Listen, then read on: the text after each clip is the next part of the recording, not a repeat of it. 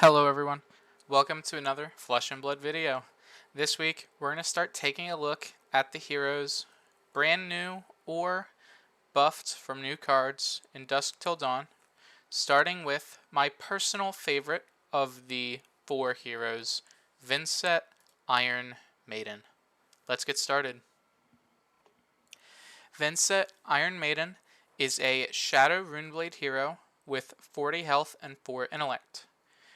She has the ability, at the start of your turn, banish a card from your hand. If you do, create a Runechant token. Whenever you play a Shadow non-attack action, you may pay a life. If you do, the next Runechant effect that would deal damage this turn can't be prevented. Vynset is a Shadow Runeblade replacement for Chain. Chain was designed to go pretty much as wide as possible, drawing multiple cards at the start of his turn with the help of Soul Shackles, but Vynset looks to play a slower game trying to create rune chants and play powerful rune gate attacks. To help with that, we do have some alright block on our equipment. For our helmet slot, we have the Crown of Providence, since it's just the best helmet you could be playing for Runeblade right now in most classes. When it defends, you can put a card from your hand or arsenal on the bottom of your deck. If you do, draw a card, and it is to block Blade Break. Some Vynset lists are on Carrion Husk, however, I have elected to only play Fyendal Spring Tunic. When we take a look at the deck itself, you'll see that we have a few cards that cost 1 that are either pumps or protection for ourselves that we want to be using the Tunic resource for, that it's better to have the Tunic than the 6 block on the Husk.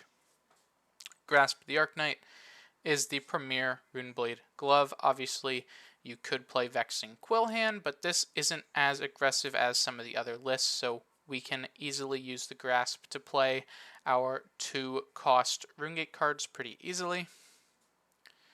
Our shoes are Spellbound Creepers. Again, a premier Runeblade equipment. Lets us take extra actions if we've attacked this turn. And it's just an extra 1 health if we ever need to. And the weapon, the reason I didn't talk about it was because it would take me a little longer to explain this one. I have decided to go with Nebula Blade. The reason for Nebula Blade is, 1, Galaxy Black is banned, and I feel like that would actually be pretty good in Vynset, considering it is the Shadow Runeblade weapon. 2, Rosetta Thorn is going to go away soon. Probably not for another 6 months, but you'd think it would go away soon. And I really didn't want to play the Flail because I feel like the Flail is very low impact. If there's ever a situation that you want to swing with the Flail, it just feels so bad because it pops all of your rune chants and they're going to easily block for 1. So the Nebula Blade here lets you come in for 4, which it will probably come in for 4. You're probably going to play a non-attack action on turns you're swinging with the Nebula Blade. And if they do take it, you do get your rune chant back. And coming in for 4 is a very big difference than coming in for 1. You'll get a card from your hand. You might get some from their hand. You might get some equipment. And that's really what you want to be trading for the weapon attack, popping all of your rune chants. So Nebula Blade, I think, is a better option than the Flail, even though you don't get the one-handed Grimoire. I think the power of a 2-cost for 4 that gives you a rune chant on hit is better than a 1 life for 1 that gives you a rune chant on hit. Taking a look at our main board, we are playing all 9 copies of Deathly Wail, being the 3 red, 3 yellow, and 3 blue. 6 Envelop in Darkness, being the 3 red and 3 blue. 3 Funeral Moon, 3 red Malvern Skies, 3 red Oath of the Arknight, 3 red Reduced to Rune Chant, 3 Requiem for the Damned, 3 red Runeblood Incantation, 3 Shadow Puppetry, 6 Phantom Wraiths, being the 3 red and 3 blue, 3 Widespread Ruin, 3 Widespread Destruction, 3 blue pummels, 3 blue putrid stirrings, 3 blue Phantom Banshees, and 3 widespread annihilations. Taking a look at this list a little more specifically, starting with our Runegate cards. As you can see, we are playing max copies of Deathly Wail, all of our widespreads, and some of the Phantoms. Deathly Wail is the best one of them all. That's not widespread destruction or annihilation. This is a 3-cost Runegate card that gives us a rune chant equal to the number of heroes that lost life this turn when the chain closes. It also has Blood Debt and Runegate. That's pretty obvious. Runegate is, we can play this card for free from our Banish Zone if we control rune chants equal to the cost of this card or more. So if we control 3 or more rune chants, we can play Deathly Wail for free. That's kind of the point of the deck. We want to set up a bunch of rune chants to be able to play a Runegate card from free, generally pumping it up with like Envelop in Darkness, Ut the Arknight, stuff like that. Some of the other Runegate cards we're playing, I chose to play the 6 Phantom Wraiths, mainly because I wanted the blue Phantoms, because they're just good blue Runegates that you can pitch and block with. But the red Phantom Wraith, because it's just a 2 for 6, on some off turns that you're not playing a widespread or you're not playing a Deathly Wail, I think this is the best one to be playing, since off a 2-card hand you can banish this, pitch a blue, and then play this. So it's really easy to get this off for 1/1 and 6, mainly because the Grasp of the Arknight, and sort of the same thing with the Widespread Ruin. It's the same stats for cost, even though Widespread Ruin gets its chain closing effect. It's mainly here for just a 2 for 6 that comes in with 2 rune chants really efficiently. Phantom Banshee, I'll just talk about this one real quick because it's not a really important one. It's just 3 for 5 at blue. That blocks 3. Phantom Wraith is a 2 for 4. That blocks 3. That's it. They're just here because they're blue pitch and they block 3. Widespread Ruin, I already talked about this a little bit. This one has, when the chain closes, each hero that lost life banishes the top card of their deck. All of the widespreads have this sort of interactive, well, it's really uninteractive because if they lost a singular life, they banish the top card of their deck, but this interesting disruption effect. And Ruins, I would say, is the worst one, but I would say it has the best stats, being a 2-cost 6. And this deck doesn't really want to... This deck is only going to pitch blues ever. I don't think you're ever going to pitch Widespread Ruin unless you really have to. So this is just the best one to play. So I think it's fine if it has the worst effect.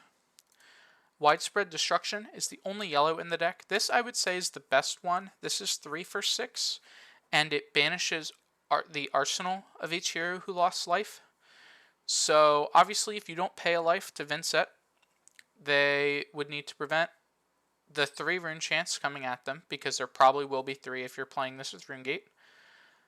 So that's a blue, and then they need to spend 2 cards or a card and equipment to block the 6 just to save their arsenal, and then they spent a ton of cards. It's going to be hard to come back and hit you, and then you can set up a big hand. This is the main setup for that. No matter what, they're going to be losing cards guaranteed. Same thing as Widespread Annihilation. The effect on Widespread Ruin isn't as important because they could just take it and take the top card of their deck, but with Destruction and with Annihilation, you're guaranteed that they're losing something. So you have a higher chance of actually getting to another turn and just keep throwing Runegate attacks. And then the last widespread is Annihilation. Annihilation is a 4-cost for 6 at blue. This one banishes a card from hand, which is super strong. Think of this like a Surgical Extraction, which they pretty much were like, yeah, these Arachne cards, let's just slap them on some Shadow Runeblade effects. One gets rid of cards from hand, one gets rid of cards from top of deck, or more from top of deck because all of them get rid of top from deck. And one gets rid of arsenal. which, yes, the red and the yellow were sort of color swapped there, but I think that's perfectly fine. The widespreads are definitely your strongest attacks. They're going to be the ones you want to set up for with your Deathly Whale. They're going to be the ones you want to, get your Rune Blood Incantations in play for, set up with the Funeral Moon or an Envelop. These are the things that are going to swing your game. The Deathly Whales are going to help your game be more consistent, and on those off turns, you have the Phantom Race to sort of smooth you through. We have no normal attacks. It's only Rune Gates because this deck's designed to just play a big Rune Gate attack each turn and then come in with the Nebula Blade. So let's take a look at the not attacks, starting with Envelop. This is a 1-cost action, make a Rune Chant. Your next Rune Gate gets +3. Pretty simple. This is a cool card to play off Tunic, especially if we have like just this and a Phantom Wraith in hand. We can come in for 9 pretty efficiently. Funeral Moon is one of the two. It's one of the two instant actions. This and Requiem for the Damned. This gives you a Rune Chant. I don't know why that opened. Sorry about that. Requiem of the Damned gives you an Eloquence token. Generally, you'll be using that Eloquence token on the Funeral Moon itself, since we're not playing Revel in Runeblood to get 3 free Rune Chants. We're just playing the Requiem and the Funeral Moon. So we can use those to sort of cheat out an extra action point, but the Funeral Moons are really here because we can just get a Rune Chant for free pretty much. Same thing with the Requiem. It's a decent banish. We can get an Eloquence for free. It's pretty nice. Mauvrin Skies is the best buff we could be playing. Give something go again, and if it hits, we make 3 Rune Chants. Perfect to play almost any of our other Rune Gate cards. This pretty much makes whatever attack we throw a force block. We're not playing any of the other colors though, because I personally like some of the other pumps that we are playing, but you could play the yellow and the blue if you did want to. Oath of the Arknight is here because it's also just a good pump. 2-cost +3. This one can buff the weapon, so on some turns you could go just Oath into weapon for 7 to set up another Rune Chant. And, that's not bad. Other than that, this does give you a Rune Chant, helps you with your Rune Gate stuff. Does give your next attack +3 since all the Rune Gates are Rune Blade cards. Pretty nice. I'm going to skip Reduce for now. We'll talk about that when we talk about reactions. Rune Blood Incantation just gives you an extra Rune Chant for the next 3 turns pretty much. You mainly want to find this on turn 1 usually, but if there's ever a turn where you can have a free resource to just play this, it's really not bad. Good if you end up having a 2-card hand post-banish with no Rune Gate, you can play this into weapon off of blue, and it doesn't feel terrible.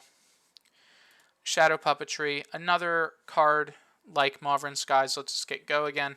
Not as good because we don't get the Rune Chants, but does banish the top card of our deck and give +1 and go again for free.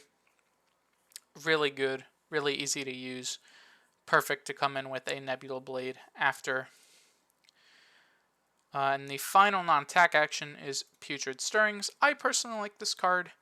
I've seen some people play it in red. I really only like it in blue. It's a 3-cost block 3 that you can play from Banish, and it gives your next Rune Gate card more attack. The blue only gets +3, but this is mainly here because it blocks. It's an okay Banish. It's not the most important card. Like I said, there are some stuff I'm sure you could cut for Mauve Skies. This is probably one of them. If you wanted, you could play yellow or blue instead of this, but I do like the blue pitch and the block 3. So that's why I'm on the Putrid Stirrings. Finally, we have 2 reactions. Pummel. Blue Pummel's great. Every Rune Gate card is cost 2 or more, so if your opponent perfect blocks, you can hit them with the Pummel. Say they block the destruction. You hit them with the Pummel. Well, they took damage, they discard a card, and they also lost their arsenal. You hit them with Annihilation, they pretty much lost their whole hand. And you even, that's just super easy to do, even. Because when you're playing a Rune Gate card, it's probably going to be free. If you have a blue and a Pummel and an Envelop, you can go and you have like Vanamwraith or something, you can banish the Vanamwraith, play the Envelop, pitching the other blue, play the Vanamwraith, and then pummel it, and then get the card out of their hand. If they didn't block, they took, what is that, 11, 13 damage pretty easily. They lost a card. They only have 3 to 4 coming at you now. So Pummel's a great card for this deck. Personally, I like the blue because I like the extra pitch it gives you, especially since this deck is built to try and use Grasp on a lot of our turns to help build up those rune chants. So the blue is really nice. And then the last main board card is Reduced Rune Chant. This is just here because it's extra rune chants we can make for blocking. Super easy to end on a rune chant. Any Deathly Wail turn, any turn we hit with a Nebula Blade, any turn we just didn't attack, we just set up with like a Rune Blood incantation or something and move to Arsenal if we had to block. Reduces free, gives us an extra rune chant ready for our next turn. Super simple. I think this main board is pretty good. There are definitely some matchups where this deck just feels oppressive because it's so hard to efficiently block Vynset, and it's so hard to keep trying to prevent the loss of life triggers. They generally have to just race you because eventually you'll hit your destructions, you'll hit your annihilations, and then they'll just start losing cards. So if they play defensively, they're going to lose their whole hand anyway. And if they're trying to play offensively, they're going to lose a card, letting you defend easier, letting you get higher card hands to swing back into them. So I think once Vynset gets going, she can be really strong. But she does require a lot of setup, right? If you're getting hit a lot, it's going to be hard to set up. So do be wary. You do need to think about your plays a little bit. She's a lot like slower Rhinar, to where you need to think about what cards you can block with, what cards you need to play, what you might want to discard, stuff like that. This is very similar. You have to banish a card at the start of each of your turns. You have to do all this. You have to get a certain number of rune chants in play. So, really, I do think that this deck is pretty good. It just does require a little bit of setup and a little bit of knowledge on how to actually play the deck, but I do think it is strong. Finally, we're going to take a look at the deck's sideboard. This sideboard includes 3 Beseech the Demagon at red, 3 Oasis Respite at red, 3 Sink Below at red, 3 Chains of Mephetis, 1 Oblivion, 1 Crown of Dichotomy, and 1 Vexing Quillhand. I'm going to start with the 2 equipment. These are just Arcane Barrier. They're here for when we need Arcane Barrier. That's it. You're never going to use the effect on Crown. I guess you could play Vexing Quillhand into a faster matchup, although the block from Grasp is nice. You're really never going to activate them, though. They're only here because they're the better of the AB. In matchups you want 2 AB, you're not going to want Crown normally, and you're also not really going to need Grasp. I'd rather have Creepers. If you wanted, you could play the... I forget what the cycle is called. The Shoes from Dusk Till Dawn, that you can banish them to prevent 2 damage. They were in the list originally, but I did cut them. I think those are playable. I would probably go down one of the 3 Oasis if you wanted to play them. But looking at the actual sideboard, Beseech is here whenever we need more pumps. Decks that want to block us a lot, Beseech is really good into. Not so much decks that are going to be going really fast, because this is only a 2 block. We are going to have to block a lot in those matchups, but decks like Bravo that are going to try to play pretty slow, that we can pretty easily deal damage into and easily set up 4-card hands, we're going to want the Beseech because this is just a really good setup card. Oasis Respite is here just for any matchup. Wizard. Mainly Wizards. This deck folds to Wizard. That's it. This card's really good. Comes in when the AB comes in. There are also other times you can play this. I would consider this against decks that play Rosetta Thorn, because this fully prevents it. It's good off the Tunic. This is another reason why we're on the Tunic, because we can just play this with the Tunic for free super easily. Sink below. For any matchup, we need more D-Reacts. It's pretty obvious. D-Reacts are good. The two that I mainly want to talk about are these two blues here, starting with Oblivion. I generally like having the legendary spec in the deck for these Shadow Heroes because, well, mainly for Leviah, it's a blue pitch and it's really good. But the reason it's not in the main board here is because this is really specific. You generally aren't going to be swinging with Nassereth. It's also hard to do. It's 6 rune chance. But in any matchup, you need to take it slow. Oblivion is a good option. A matchup where you're not going to be attacking so much. Maybe not the aggro matchup specifically, but maybe more of a mid-range matchup where there will be some turns where, mainly against, like, again, Bravo. I think this is good against Bravo because Bravos will either try to play super defensive or try to hit you every turn. So on a turn where you get to your 6 rune chance eventually, you can easily play the Oblivion. And then it's another threat they'll have to deal with. So I do like the one of Oblivion. Obviously, you can only play one. And the final card, the Chains of Mephitis. This is mainly here because decks that draw cards are super strong. Katsu could give this deck some problems. This can shut him down. Lexi, very good aggro deck. Stops 3 of a kind turns.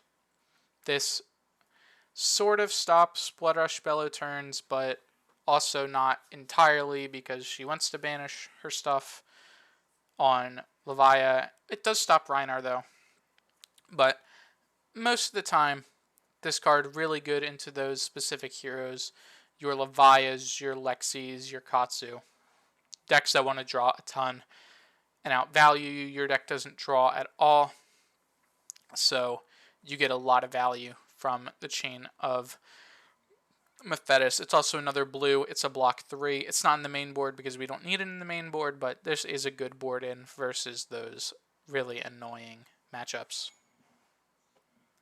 That's going to be it for the video. I hope you enjoyed. Next week, I think we're either going to take a look at Bolton or take a look at Leviah. I'm not really too sure on a Prism list right now, but Leviah is definitely putting in numbers, and I do think Bolton is pretty strong. So if you want, let me know what you would rather see, and I will see you all in the next one. Goodbye.